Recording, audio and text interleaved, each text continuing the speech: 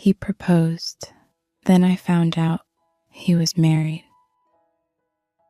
I used to think that love, real love, would be the kind that lifted you, the kind that made your heart race, but also made you feel safe. I thought I found that kind of love. I thought I found my forever, until I realized I was just a chapter in someone else's lie. Let me take you back to the beginning. His name was Evan. We met at a bookstore, of all places, which already felt like a rom-com waiting to happen. I was crouched in the self-help aisle. Don't judge me. And he walked by, made some charming joke about books for broken hearts, and I laughed. It wasn't forced, it was easy, and that's how everything with him felt at first. Easy.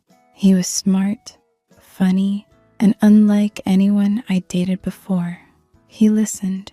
He asked about my day and actually cared about the answer. He'd bring me coffee before work, text me goodnight, send me random Spotify songs because they reminded him of me. It was magical. We dated for almost a year, 11 months and 16 days, to be exact. I know because I counted, because every day with him felt like it mattered. And then he proposed. It was in my apartment, late at night. There was no big gesture, no photographers hiding in bushes, just the two of us, Chinese takeout, and him nervously fidgeting with a ring he'd hidden inside a fortune cookie.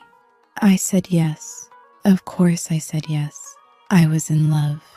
But love, it turns out, doesn't mean someone can't be a monster. The first crack in the illusion came a week later. I was in his car, looking for a charger in the glove compartment, and I found a folded envelope. Nothing dramatic, just a bill, but it had a woman's name on it.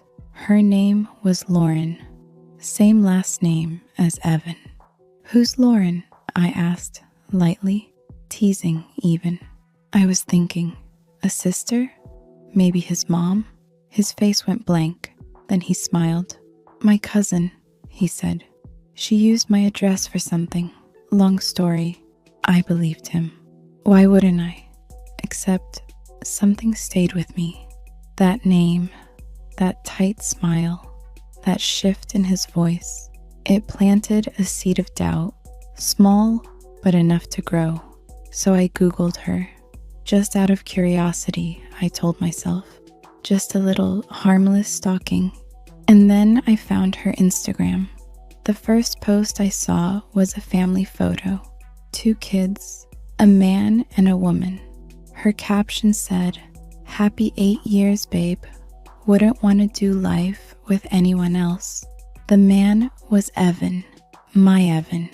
I remember sitting there, staring at the screen, hoping, praying that it was an old photo, that maybe they were divorced. Maybe this was just some kind of misunderstanding. But then I saw the timestamp, posted 3 days ago. The same day he was with me at brunch. The same day he kissed me across the table and told me I was everything he'd ever wanted. I didn't cry, not right away. I was in too much shock. I messaged her. I didn't know what to say, so I kept it simple. "Hi, Lauren. You don't know me, but I think your husband is engaged to me." She didn't reply right away, but when she did, my world caved in. She wasn't shocked. She was devastated, but not surprised. She told me this wasn't the first time, that he'd done this before, that they were working on things, going to counseling, trying to hold their family together, and that she had no idea he was this far gone. I sat in my kitchen reading her messages while the ring on my finger suddenly felt like it weighed 1,000 pounds. That night, I didn't scream. I didn't throw things. I just sat on the floor with all our photos, all our plans, laid out like exhibits in a case against my own heart. When Evan called, I let it go to voicemail. Then he showed up at my door. His face went pale when I opened it. He knew. I didn't have to say a word. "I can explain," he said. "You always can," I replied. He tried everything, crying, begging, blaming his wife, blaming stress, even blaming me for pushing him too fast. Can you imagine? I told him to leave. I told him to never contact me again. And then I shut the door. But the story didn't end there, because after the anger came the grief, the deep, soul-ripping kind, not just because of what he did, but because of who I was while it was happening. I had trusted someone with everything, and they handed it back in pieces. For weeks, I couldn't sleep. I couldn't eat.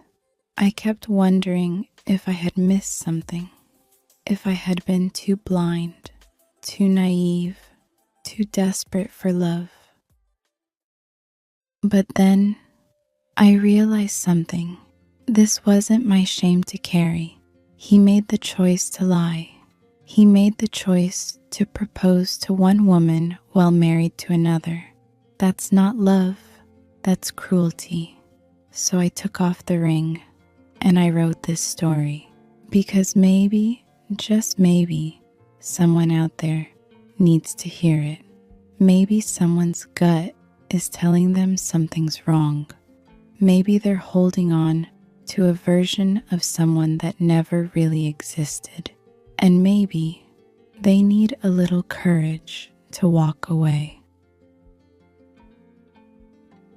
Have you ever been lied to by someone you loved?